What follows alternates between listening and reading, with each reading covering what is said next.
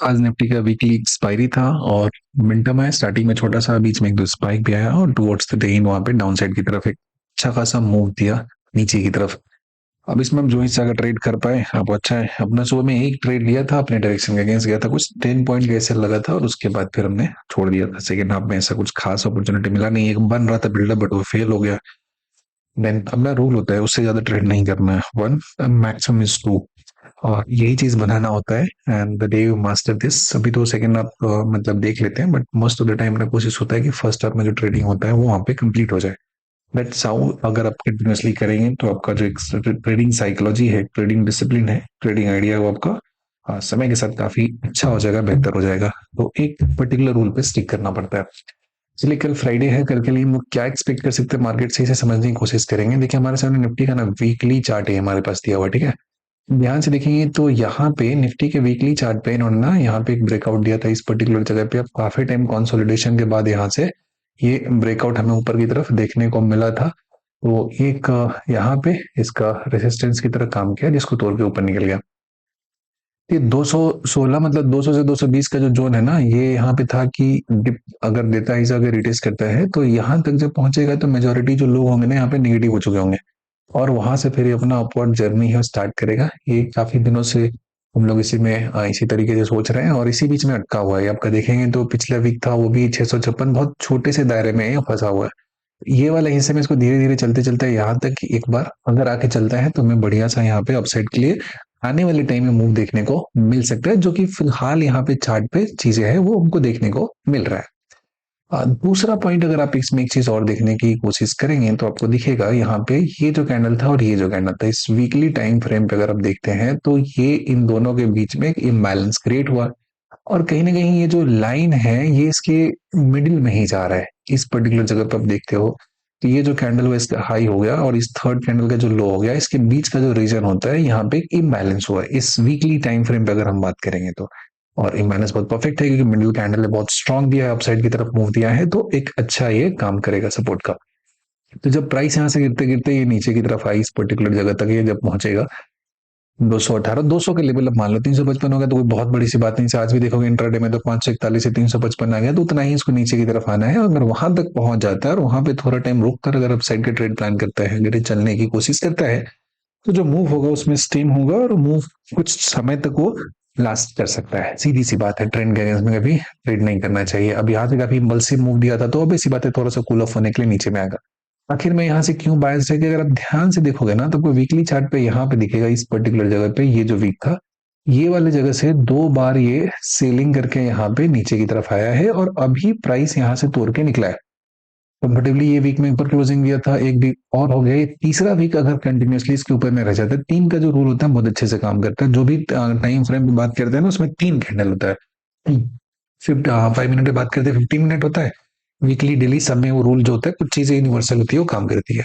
तो यहाँ से पहले वीक में देखेंगे तो लोअर से जाके ऊपर में क्लोजिंग दिया था, दूसरे वीक में ऊपर से नीचे की तरफ आना स्टार्ट किया और ये तीसरा वीक है। अगर ये कल मैनेज कर जाता है इसके ऊपर में रहने के लिए तो 3 वीक, फर्स्ट वीक का कुछ पोर्शन इसके ऊपर में और ये एक्सपायरी वाले मूव में अच्छा सा दिया था ऊपर, और यहाँ पे आके ये अगर होल्ड करता है तो यहाँ से अपसाइड का मूव अपना एक नया फ्रेश लेके वो स्टार्ट करेगा और इसका रीटेस्ट का जो हिस्सा है वो भी हो जाएगा। तो ये हमारा वीकली चार्ट पे जो व्यू है वो यही है कि थोड़ा सा डिप देकर यहाँ तक 218 तक आ सकता है।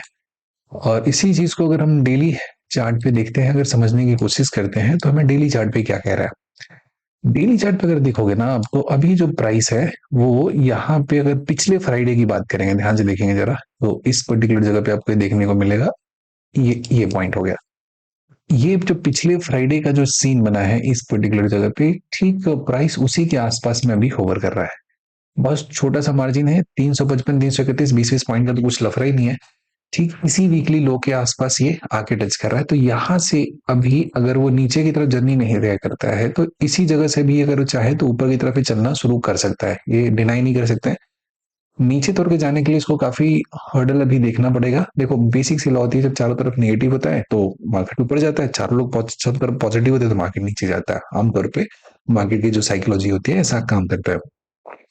जब मैं फर्स्ट इंडिकेशन दिया था, जब तक इसको तोड़ के डिसाइसिवली ये नीचे यहाँ पे क्लोजिंग नहीं देता है इसके ऊपर में, तो इसमें डाउन साइड के लिए बहुत ज्यादा हम लोग ऐसा सोच नहीं सकते। ऑल्दो ये ग्रीन कैंडल नीचे दिया है, यहाँ पे ग्रीन कैंडल दिया है, मैं बोल रहा हूँ पूरी जिम्मेदारी के साथ कि ये सॉरी रेड कैंडल यहाँ पे दे रखा है और जो रेड कैंडल नीचे की तरफ दे रखा है तो ये डाउन साइड के लिए होगा। लेकिन आप परफेक्टली देखोगे ना तो ये आपको दिखेगा कि पिछली बार जब इस जगह प्राइस आया था इसको बहुत पकड़ से खींच के ले गया और आज इसको नीचे की तरफ गिराकर यहाँ तक लाने की कोशिश की इन्होंने, तो यहाँ से प्राइस इस जोन तक नहीं है, इसके ऊपर से ही खींच लिया। इस कंडीशन को बोला जाता है चार्ट रीडिंग में अंडर शूट का कंडीशन बोला जाता है। We call it undershoot, याद रखिएगा, this is called undershoot condition. ये अंडर शूट होता है तो ये तो और ज्यादा फेवरेबल हो जाता है अगर अपसाइड के लिए हम बात करें तो। ये जो लो हो गया इसी लो के जस्ट ऊपर में पॉइंट आता है और यहीं से इसको ले गया खींच के 339 से 355, बहुत ज्यादा तो नहीं खींचा है लेकिन हाँ ठीक है, थोड़ा सा पॉइंट है उसको खींच के ऊपर ले गया है। तो नेगेटिव डायरेक्शन में हम इसमें बहुत ज्यादा बात नहीं कर सकते हैं। ये तो हो गया पहला बात। दूसरा होता है कि ये जो रिजेक्शन जोन होता है इसी जोन में अगर प्राइस क्लोज दिया इसको तोड़ के नीचे की तरफ नहीं गया तो हो सकता है कि यहाँ पे जो भी अच्छा खासा बाइंग वो करना पड़ेगा अगर ऊपर ले जाने के लिए, तो वो प्लान कर रहे होंगे इसको ऊपर ले जाना है। तो यहाँ पे बहुत सारा ऐसा कंडीशन है जो अभी नेगेटिव नहीं शो कर रहा है। ऑल रेड कैंडल दिख रहा है आपको बहुत तगड़ा सा नीचे की तरफ, इसमें बस अगर ये इसके थोड़ा सा नीचे अगर बंद हो जाता है ना तब यहाँ पे नेगेटिव होने के आसार थे, लेकिन फिलहाल ऐसा नहीं है, ऐसा बिल्कुल भी नहीं दिख रहा है। ये चीज को समझिएगा जरा कि इस स्विंग के ये जो लो बनता है यहाँ से जहां से रिएक्शन लेकर गया था उसी के जस्ट ऊपर में क्लोज हो रहा है, सो है अपसाइड के लिए बायस। और जो ये रेड कैंडल होता है, हर बार जो रेड कैंडल होता है ना वीकनेस को नहीं डिनोट करता है, रेड इज एक्चुअली स्ट्रेंथ। और जो ग्रीन कैंडल अगर कहीं बनता है बहुत तगड़ा सा तो उसको अगर सही से आप रीड नहीं करते हो तो हो सकता है कि आप वहां पे जो वीकनेस है उसको आइडेंटिफाई नहीं कर सको और उसको स्ट्रेंथ की तरह समझ लो और आपका जो डिसीजन है वो थोड़ा सा वहां पे बायस्ड डिसीजन हो जाए और आप सही तरीके से फिगर आउट नहीं कर सको। तो इस बात को समझिएगा कि हर ग्रीन कैंडल में स्ट्रेंथ नहीं होता है और हर रेड कैंडल जो होता है वो वीकनेस को डिनोट नहीं करता है। कुछ जो रेड कैंडल्स बनते हैं वो मार्केट में किसी स्पेसिफिक डायरेक्शन में मूव देने से पहले वहां पे एक सेकआउट क्रिएट करता है और वहां से लोगों को बाहर कर देता है, वहां से लोगों को वो हटा देता है। एक छोटी सी बात है, सिंपल सी बात है, जिसे आप जितना प्रैक्टिस करेंगे जितना मास्टर करेंगे उतना आपके लिए क्या हो जाएगा, बेहतर हो जाएगा। तो ये उसी कंडीशन में अपसाइड के लिए। नेक्स्ट इस पूरे कहानी को हम लोग डेली टाइम फ्रेम पे थोड़ा रीड करने की कोशिश करते हैं। ये हमारा daily time 5 minute time frame है। डेली टाइम फ्रेम हमने देख लिया, वीकली टाइम फ्रेम हमने देख लिया, अभी आते हैं 5 मिनट टाइम फ्रेम पे। जरा ध्यान से देखो, इस जगह पे आपको दिखेगा कि ये जो पॉइंट है यहीं से रिजेक्शन लेकर ऊपर की तरफ गया था, ये वाला पर्टिकुलर पॉइंट है, स्ट्रॉन्ग जोन की तरह काम कर रहा है और इसी जोन के जस्ट ऊपर में आकर यहाँ पे रुका हुआ है। ये हुआ पहला कंडीशन। दूसरा कंडीशन कि आखिर मैं क्यों बायस्ड हूँ अपसाइड के लिए, तो ये जो कहानी था ना, ये पर्टिकुलर पॉइंट आप देखेंगे 2:05 का कैंडल था। इसको थोड़ा पहले एंटिसिपेट किया था यहाँ पे जब ये पॉइंट बना था, तो थोड़ा डिप मार के चलना स्टार्ट किया था। इसमें ऑप्शन का प्रीमियम बहुत शानदार हुआ था, 20 से लगभग वो 50-60 के आसपास में गया था। कुछ लोग इसको कैप्चर भी किए थे। ये जो यहाँ पे बना है ना कि देखिए कोई बेसिक ऑर्डर होता है कि कोई भी चीज आपको 1 आवर टाइम फ्रेम पे जो दिखने वाला है वो पहले आपको दिखेगा कहाँ पे, 5 मिनट पे दिखेगा, फिर उसको 30 मिनट पे दिखेगा, फिर 1 आवर पे, फिर डेली पे दिखेगा, ऐसे जाता है।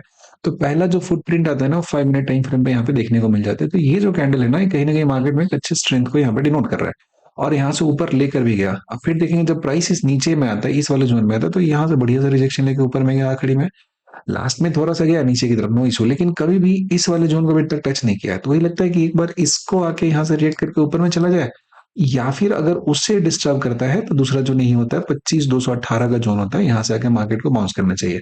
यहाँ से डायरेक्टली डाउन साइड के लिए उतना निगेटिव होने की जरूरत नहीं है, थोड़ा ऊपर जाए फिर वहां से हो जाए निगेटिव तो चलेगा, कोई दिक्कत नहीं है। और फिलहाल जिस तरीके से ये ऑप्शन नीचे गिर रहा है ना, ये ऑप्शन बाई से ज्यादा सेलिंग के लिए बढ़िया, ऊपर से कॉल भेज दो, आराम से प्रीमियम मिल्ट होकर पैसा मिल जाता है। बायर के तौर पे क्या होता है ना कि ट्रेंडिंग मूव चाहिए। ट्रेंडिंग मूव का मतलब समझिए, ट्रेंडिंग मूव का मतलब ये नहीं होता कि अगर आप बात कर रहे हो डाउन साइड के लिए तो lower low and lower high बनना चाहिए, नहीं, वो चीजें अलग है। हम ऑप्शन बायर हैं तो ऑप्शन बायर के लिए क्या होता है, प्रीमियम में एक इंपल्सिव मूव होना चाहिए। और इंपल्सिव मूव के लिए क्या होता है कि जो प्राइस का मूव होता है ना, ये मूव होना चाहिए, नॉन ओवरलैपिंग होना चाहिए। जैसे आप देखोगे कि यस्टरडे का जो मूव था यहाँ पे लगभग 2:15 में स्टार्ट हुआ, तो इसको कहते हैं हम लोग बायर्स के लिए मूव, बोलते हैं कि सही सा मूव है।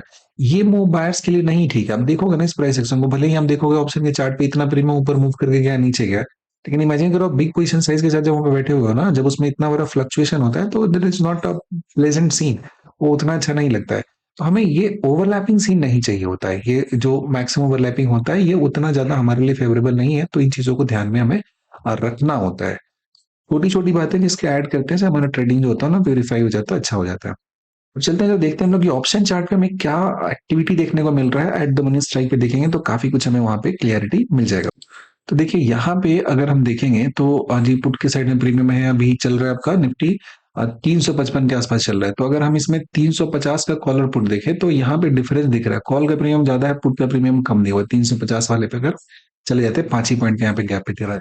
तो उसमें देखोगे तो इस हिसाब से जो प्रीमियम कह रहा है ना, उसके हिसाब से थोड़ा डिप नीचे जाना चाहिए। तो जो 2500 जो 200 समथिंग का हमारा जोन है, वहां तक एक बार ऑप्शन का जो प्राइस है वो जाता हुआ नजर आएगा। यही जो हमारा पॉइंट है ना, 200 का जोन है, यहाँ पे 218 का जोन है, और 300 से चल रहा है 100 पॉइंट। लेकिन 100 पॉइंट थोड़ा ज्यादा हो जाता है, तो मे बी उससे पहले एडजस्ट कर जाए।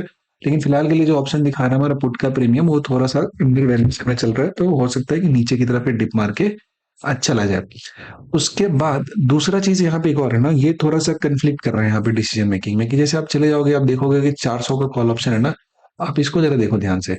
400 का कॉल ऑप्शन दिया है, ऑल्दो पूरे दिन टूटा है, पूरे दिन टूटा है, लेकिन ये जो सेकंड हाफ के दिन के 11 बजे से, ये एक बहुत बड़ा सा रेंज नहीं, 140 167 का है, इसमें इसको होल्ड किया गया है और 128 पे जाके बंद हुआ। ठीक है, टुवर्ड्स द डे यहाँ पे थोड़ा सा टूटा है, बिकॉज वो पुट का प्रीमियम बढ़ रहा था, इंक्रीज हो रहा था। लेकिन कॉल में ऐसा नहीं कि स्ट्रेंथ नहीं दिख रहा है, कॉल भी रेजिलियंट रहा है। अगर हम सेकंड हाफ में जाके देखें, पहले जो टूटा था बहुत तगड़े से टूटा था, और उसके बाद एक रेंज को पकड़ लिया, इस रेंज में 167 से 150 के बीच में बहुत टाइम बिताया यहाँ पे। तो हमें लगता है कॉल में कहीं ना कहीं स्ट्रेंथ है, यहाँ पे डिमांड कॉल ऑप्शन का बढ़ रहा है। तो चांसेस है कि यहाँ पे एक अप मूव देखने को मिल जाए। लेकिन जब तक ये सेलर्स का कहानी खत्म नहीं हुआ, कहीं भी जो सेल करना टूट रहा है प्रीमियम, वो बंद नहीं हो और किसी एक पर्टिकुलर जगह पे जाकर स्टेबिलिटी नहीं गेन करे, तब तक हम लोग का वहां पर कोई ट्रेड प्लान नहीं हो सकता है। बट कंसीडरिंग द सिचुएशन, जैसे कल फ्राइडे है तो 2 दिन मार्केट ऑफ होने वाला है, तो जो भी हम लोग का पोजीशन बनता है इंट्राडे में ही ना बेच के हटा उठा के चले जाते हैं। कैरी फॉरवर्ड का जो पोजीशन होता है कैरी करने का, वो जनरली जो सेलर्स होते हैं वो करते हैं, बायर्स तो करते नहीं है। उस जगह पे क्या होगा कि आपको इंट्राडे में जो अपॉर्चुनिटी मिलेगा उसको उसी टाइम में बुक कर लेना है। ठीक है, उसी टाइम में ट्रेड करना है, कोशिश करना है कि फर्स्ट हाफ का जो ट्रेड होगा वही करना है। टुवर्ड्स द सेकंड हाफ जो होता है ना, उतने अच्छे से मूव फ्राइडे को शायद कम चांसेस होते हैं। मगर लकीली जो यहाँ पे कहानी है कि एक थोड़ा सा मूव पेंडिंग है, तो अगर वो फर्स्ट हाफ में ट्रिगर होता है और अगर वो रेयर जो मूव होता है वो स्टार्ट हो जाए, तो एक आध घंटे का मूव आपको वहां पे मिल सकता है। लेकिन जो भी कॉल है उसमें थोड़ा रेजिलियंस आपको देखने को यहाँ पे मिला है। पुट में देखेंगे तो फ्लक्चुएशन बहुत ज्यादा है, 134 ऊपर में जा रहा है, 95 यहाँ पे आ जाता है। इसमें देख रहे हो वोलेटिलिटी बहुत ज्यादा यहाँ पे देखने को मिल जा रहा है पुट साइड में अगर हम बात करते हैं तो, इसीलिए थोड़ा सा भी बायस यहाँ पे कॉल की तरफ है। बाकी लाइव मार्केट में जैसा होगा वैसा देखा जाएगा। और यहाँ पे देखने के लिए आपका बहुत बहुत शुक्रिया। अगर ये इन्फॉर्मेशन आपको थोड़ा भी हेल्प करता होगा तो नीचे कमेंट में लिखकर जरूर बताइएगा, और आपका कुछ इसमें ऐड ऑन करना होगा तो अपना सजेशन भी लिख सकते हैं। Thank you so much, bye.